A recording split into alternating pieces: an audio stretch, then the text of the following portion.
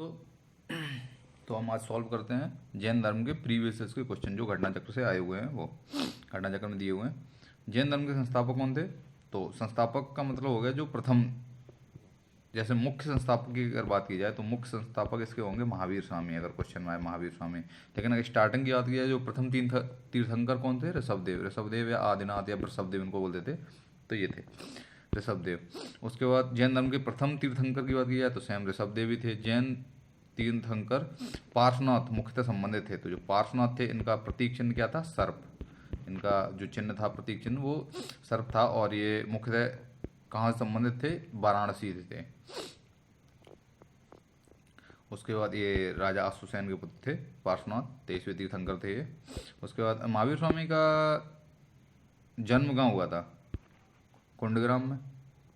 कुंडग्राम वैशाली में हुआ था इनका महावीर स्वामी का जन्म। महावीर स्वामी की मृत्यु हुई थी पावापुरी में, इनकी मृत्यु हुई थी, मल्लों की राजधानी थी। उसके बाद तीर्थंकर सब संबंधित है जैन से। जैन जैन धर्म में तीर्थंकर हुए हैं, टोटल 24 तीर्थंकर हुए हैं, तो ये जैनों से संबंधित है। जैन तीर्थंकरों के क्रम में अंतिम कौन थे? तो महावीर स्वामी जो थे वो अंतिम थे, और उनका जो प्रतीक है वो सिंह है। आगे देख लेते हैं। चंद्र प्रभु, नाथ मुनि, नैमी, संभव में से हुआ जो जैन तीर्थंकर नहीं था। तो बाकी सारे थे, इसमें नाथ मुनि जो हैं वो जैन तीर्थंकर नहीं थे। आगे देख लेते हैं। प्रभासगिरी जिनका तीर्थ स्थल है वे हैं जैन। प्रभासगिरी क्या है? जैन थे वो, उनका तीर्थ स्थल मतलब है। जैन धर्म में पूर्ण ज्ञान के लिए, क्या किया गया? जब कैवल्य की प्राप्ति हो जाती है तो उसे पूर्ण ज्ञान बोलते हैं। जिनको बोलते हैं, इसमें कई सारे वर्ण हैं। जिनको विजेता बोलते हैं, और पूर्ण ज्ञान को बोलते हैं कैवल्य। जैसे बौद्ध धर्म बोलते हैं तो बोधत्व प्राप्त हो गया है, ठीक है। ऐसे पूर्ण ज्ञान को इसमें कैवल्य बोलते हैं।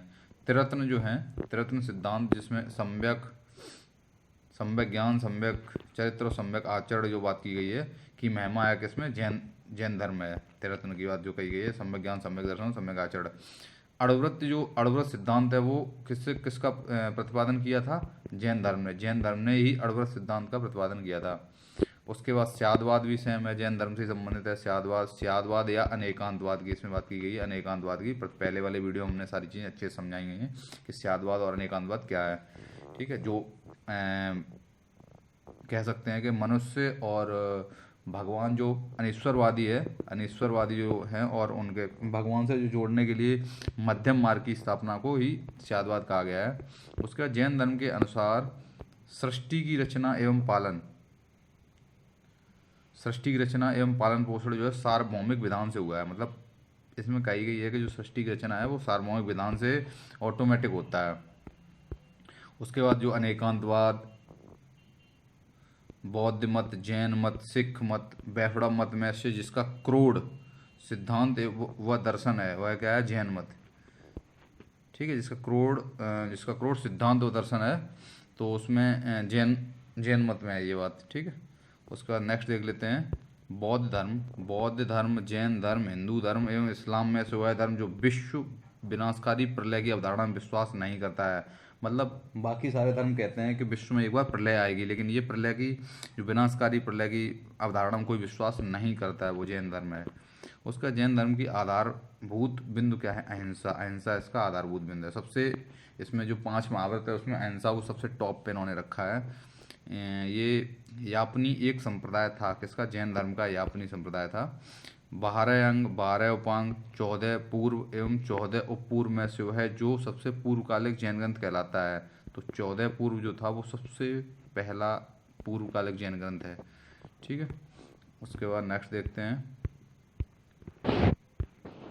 प्रारंभिक जैन साहित्य जो था, प्रारंभिक जैन साहित्य जिस भाषा में लिखे गए हुआ है अर्धमागधी। अर्धमागधी भाषा में प्राकृत भाषा थी, और जो जैन साहित्य मैंने बताया था पिछले वाले वीडियो में कि अर्धमागधी भाषा में सारे लिखे गए थे। उन्होंने प्राकृत भाषा यूज की थी महावीर स्वामी ने। चंपा, पावा, संवेद शिखर व उर्जैंत में से वह स्थल जो पार्श्वनाथ से संबंध होने के कारण जैन सिद्ध क्षेत्र माना जाता है। तो संवेद शिखर पे ही अपने पार्श्वनाथ जो गए थे, 13वें तीर्थंकर थे, तो ये संवेद शिखर पे इनको ज्ञान प्राप्त हुआ था 13वें तीर्थंकर को।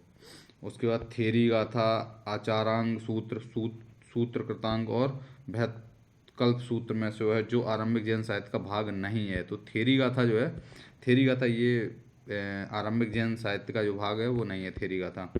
उसके बाद जैन संप्रदाय में प्रथम विभाजन के समय श्वेतांबर संप्रदाय के संस्थापक जो श्वेतांबर के थे आपके स्थूलभद्र, और जो दिगंबर था, दिगंबर के कौन थे, पिछले वीडियो में हमने बताया था, दिगंबर के थे भद्रबाहु, भद्रबाहु। नेक्स्ट देख लेते हैं महावीर स्वामी का प्रथम अनुयायी कौन था, तो उनके महावीर स्वामी के जो दामाद थे वही प्रथम अनुयायी थे, जमाली, जमाली थे, बने थे जमाली। उसका नेक्स्ट देख लेते हैं, वह जैन सभा जिसमें अंतिम रूप से श्वेतांबर का संपादन हुआ था, तो पहली वाली जो थी उसमें पाटलिपुत्र में हुआ था, और स्थूलभद्री उसके ये क्या नाम है अध्यक्ष बने थे। तीसरी से चौथी जो ईसा पूर्व में हुई थी वही है। सत्य कथन की बात की जाए, उसके बाद गौतम बुद्ध की जो माता थी कोली वंश की राजकुमारी थी, बिल्कुल सही बात है। गौतम बुद्ध की जो माता थी वो कोली वंश की राजकुमारी थी, बिल्कुल सही बात है। और इनकी माता कौन थी, इनकी माता थी त्रिशला, जो चेटक की बहन थी त्रिशला, महावीर स्वामी की। आगे देख लेते हैं। और 23वें तीर्थंकर जो थे पार्श्वनाथ, बनारस से थे, ये बनारस से थे, राजा अग्रसेन के पुत्र थे ये। उसके बाद प्राचीन जैन धर्म से संबंधित सत्य कथन है, भद्रबाहु के नेतृत्व में दक्षिण भारत में जैन धर्म का प्रचार हुआ था, बिल्कुल सही है, भद्रबाहु के नेतृत्व में ही हुआ था जैन धर्म का प्रचार, उन्होंने दिगंबर संप्रदाय को अपनाया था। पाटलिपुत्र में हुई परिषद के पश्चात जो जैन धर्म के लोग स्थूल बाहु के नेतृत्व में रहे वे श्वेतांबर कहलाए, बिल्कुल सही है। और प्रथम शताब्दी ईसा पूर्व में जैन धर्म को कलिंग के राजा खारवेल का समर्थन मिला था, कलिंग राज खारवेल जैन धर्म को मानने वाला था, बिल्कुल सही है। इसमें भी जैन धर्म के अनुरूप कथन क्या गए, कर्म को विनिष्ट करने का सुनिश्चित मार्ग तपश्चर्या है। उसके प्रत्येक वस्तु में चाहे वह सूक्ष्मतम कण हो आत्मा होती है, कोई भी वस्तु है उसमें आत्मा होती है, ये बात उन्होंने बताई, चाहे वो सूक्ष्मतम कण ही क्यों ना हो। और कर्ण आत्मा का विनाशक है, कर्म जो है आत्मा का विनाशक है, और अवश्य इसका अंत करना चाहिए।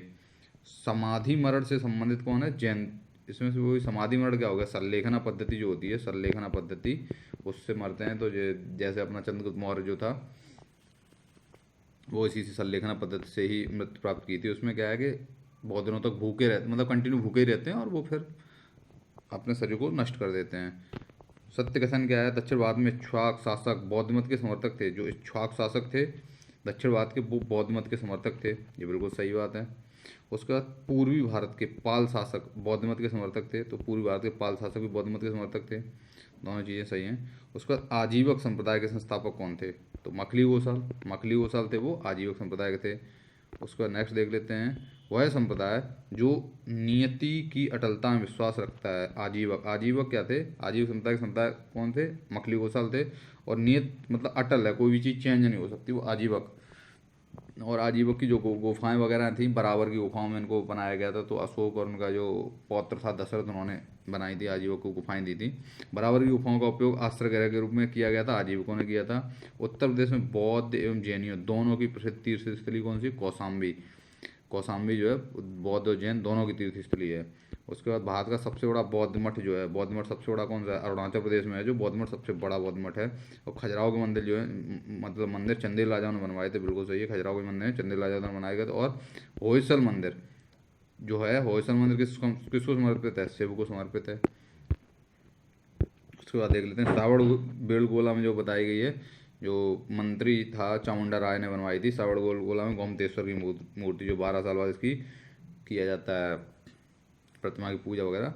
महान धार्मिक घटना जो है महामस्ताभिषेक बोलते हैं इसी को, 12 वर्ष बाद जो की जाती है, बाहुबली की यही है, गोमतेश्वर की मूर्ति है, बाहुबली या गोमतेश्वर की मूर्ति। बाहुबली को पुत्र माना जाता है, प्रथम तीर्थंकर ऋषभदेव के जो पुत्र थे वो बाहुबली को माना जाता है प्रथम तीर्थंकर को।